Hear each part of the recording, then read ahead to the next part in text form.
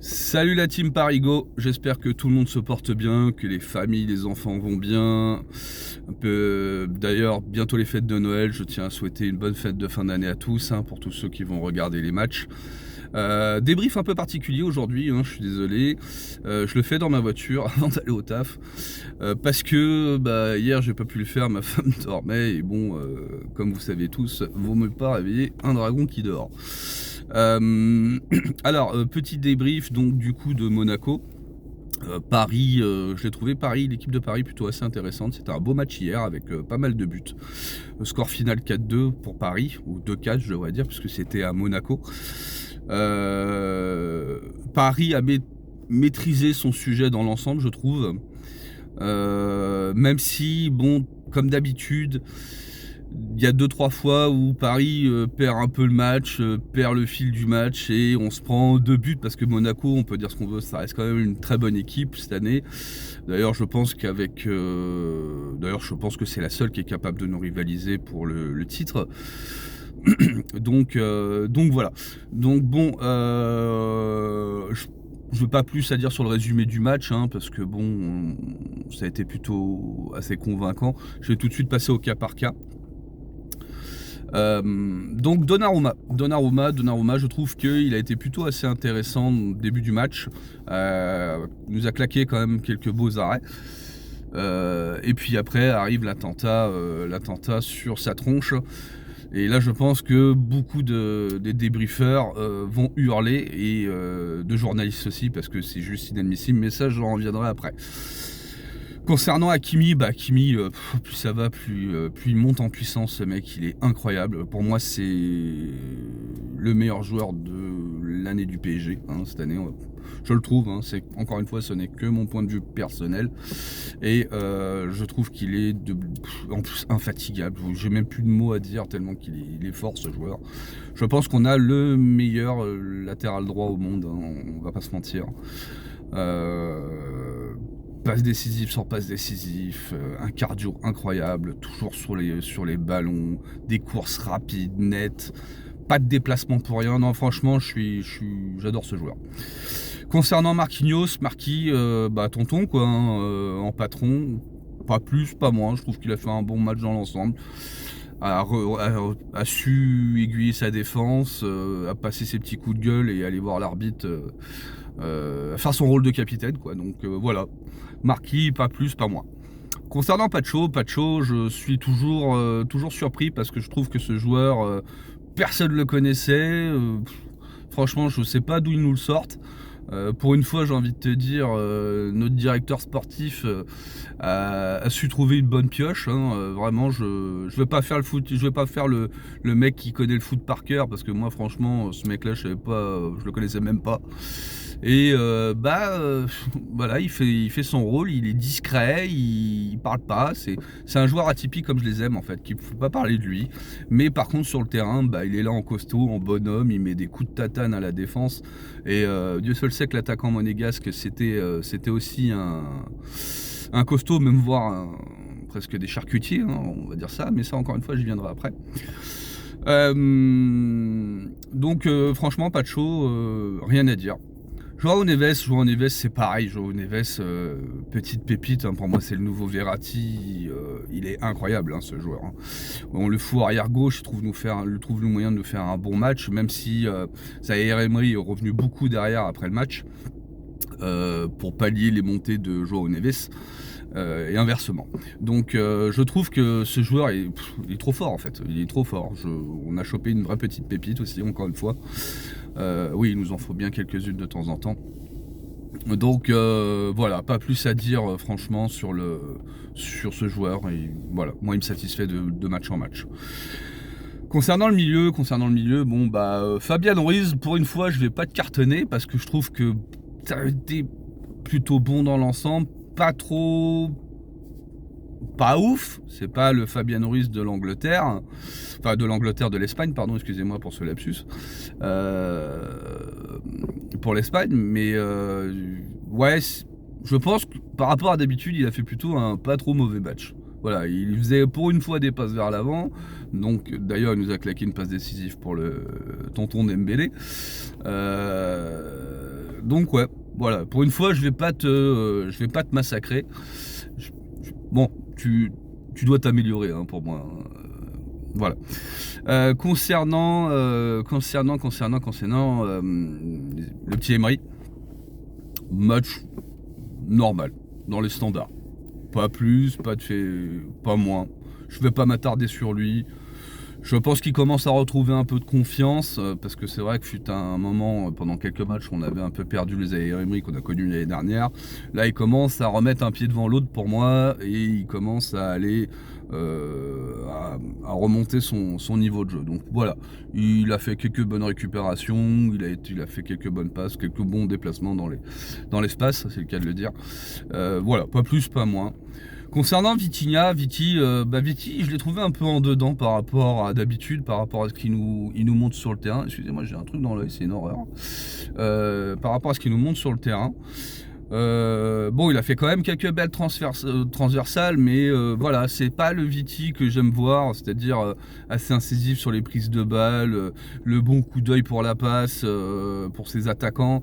Voilà, donc ouais, Viti, je vais pas te mettre dans les flops parce que bon, t'as quand même fait plutôt un match correct dans l'ensemble, mais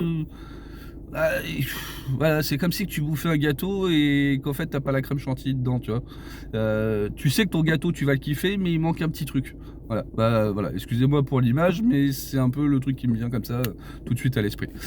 Maintenant, on va passer par l'attaque. L'attaque. Donc du coup, moi Barco, je suis désolé, hein, Barco, je t'aime beaucoup, mais en ce moment, je sais pas ce que t'as. Tu fous pas un pied devant l'autre. Alors est-ce que t'as des soucis personnels? Est-ce que c'est les fêtes de Noël qui te foutent en stress? Mais voilà, moi Barco, je vais te foutre dans mes flops parce que hier, t'étais mec inexistant, t'as raté tout ce que t'as fait. Mis à part quelques débordements, il y avait rien du tout, quoi. C'était vraiment le néant. T'arrives même plus à quand tu frappes, tu cadres, d'accord, mais faut peut-être y mettre un peu de patate dans ta frappe. Donc non, franchement, Barco, voilà, dans mes flops pour moi, hier t'étais nul. Voilà, on va pas épiloguer pendant 20 ans. Ensuite Dembélé. Alors Dembélé a fait une première mi-temps quasi inexistante. Quelques dribbles chaloupés, mais ouais, voilà, du Dembouz, hein, comme on a l'habitude de voir. Et puis, on ne sait pas ce qui s'est passé en deuxième mi-temps, un sursaut d'orgueil, il s'est réveillé, Mazel Tov, hein, j'ai envie de te dire, où il nous a claqué 2 buts. Alors, le premier but, il était là juste au bon moment, au bon endroit, mais toujours est-il qu'il faut être là. Et ensuite, le dernier, donc le quatrième but, il nous claque un vrai but d'attaquant sur une très bonne passe de Ruiz et une espèce de piqué enroulé un peu vers l'intérieur qui rentre gentiment derrière les cages. J'avoue, ce but est quand même magnifique. Donc voilà, Dembélé, pour moi, tu as fait un bon match dans la deuxième période. Bon, après, on va pas t'en demander plus parce que d'habitude, tu tires, mais ça rentre jamais. Là, tu as tiré, c'est rentré. Donc, à continuer pour moi. Doué, on va passer sur Doué. Doué, je le trouve de mieux en mieux. Un joueur en confiance, de plus en plus. Il est vraiment bon. Il nous claque passe décisive sur passe décisive, but sur but à chaque match. Bon, après on va se détendre, hein, ça fait que le troisième qui nous enchaîne plutôt bien. Mais voilà, on sent que le joueur est en confiance et un Doué en confiance, bah avec ses dribbles, ça peut se faire salement mal à la défense. Franchement, voilà, je l'ai trouvé vraiment excellent hier. Après, il s'est un peu éteint en deuxième période, mais bon, il y va de son petit but sur une passe encore d'Hakimi, hein, un débordement d'Hakimi, pour pas le reciter encore une fois. Donc ouais, voilà, Doué a continué, continue comme ça pour nous, s'il te plaît, pour nous supporters et pour l'équipe, continue comme ça à nous régaler de match en match. On parlait tous de Barcola, mais ça se trouve, c'est peut-être le petit Doué qui va nous qui va nous surprendre, hein, vraiment. Donc voilà, petit pouce pour moi de Doué. Continue comme ça, s'il te plaît, parce que moi je t'adore, j'adore te voir jouer, j'aime tes dribbles, j'aime ta vitesse et ta façon de jouer en gros. Bref, du coup, je te kiffe, frérot. Concernant du coup les rentrées, lui, il n'est pas rentré assez longtemps pour moi pour le juger. Voilà, il a fait Voilà, il a fait une passe. Bon, quoi que là, j'avoue, les passes en retrait, ça commence à devenir un peu casse-couille. Voilà, s'il a fait un très beau tir en première intention, où d'ailleurs le gardien monégasque va nous la chercher, s'étend tout son long pour la dévier sur le poteau, sur une passe de Dembélé. Donc une déviation de Dembélé, une espèce de talonnade, une espèce de Madjer. Donc voilà. Lee, il va falloir un peu que tu fasses des passes vers l'avant. Ce serait plutôt cool. Concernant, là on va passer tout de suite à Gonzalo. Hein. Gonzalo, le numéro 9 qui nous manquait tant en début de saison. Hein. Il rentre 10 minutes, il nous plante un but. Le but qui nous permet d'égaliser. Donc, non, franchement, Gonzalo, pour moi, t'es un tueur. Hein. T'es vraiment un loup dans la surface. T'as une occasion, tu la fous au fond, quoi. 2 matchs, 2 buts, quoi. Au bout d'un moment, ratio temps joué, je crois que c'est, il me semble, de ce que disaient les journalistes, c'est l'équivalent d'un match. Il nous plante 2 buts, quoi. Au bout d'un moment, quand Luis Enrique, qu'est-ce qu'il te faut, quoi. Voilà. Alors effectivement, bon après, faut s'habituer, hein, les gars. Luis Enrique aime bien nous faire des joueurs pas à leur poste, des compos un peu improbables, mais bon, c'est comme ça, il faut s'y habituer. Donc voilà, donc Gonzalo Ramos, pour moi, voilà, ce joueur mériterait de jouer un match complet. C'est vraiment le super sub pour l'instant. Donc à voir ce que ça pourrait donner sur un match complet, et surtout avec un mec comme Désiré Doué et Dembélé ou Hakimi qui vont assez rapidement sur les côtés. Point d'appui fixe à l'avant. D'ailleurs, Safonov fait un dégagement devant pour pas citer une action. Gonzalo Ramos à la retombée, il met un petit coup de tête placé pour son partenaire. Il me semble que c'est Viti en retrait. Et tout de suite, ça part sur les côtés. Voilà, donc un profil, une espèce de profil pour moi, hein, à la Giroud, capable de récupérer des dégagements de gardien et de les bonifier. Donc ouais, moi j'aimerais voir un match complet de Gonzalo Ramos. Et pourquoi pas un match avec un doublé, un triplé. Allez, soyons fous, 5 buts, j'aimerais bien. Mais non, voilà. Donc Gonzalo Ramos, mention spéciale pour toi. Hein. Franchement, t'es au top. Après, il y a eu la rentrée de Hernandez. Le petit Hernandez qui a fait une bonne rentrée. Dur sur l'homme, pressing. Et non, franchement, j'ai beaucoup aimé Hernandez. Donc pour moi, bon match dans l'ensemble du PSG. Franchement, maîtrisé, sursaut d'orgueil. Et puis surtout, pas mal de buts. Et pour une fois, ça m'a changé. Hein, je vais pas mentir. Voilà. Donc maintenant, on va revenir sur l'arbitrage.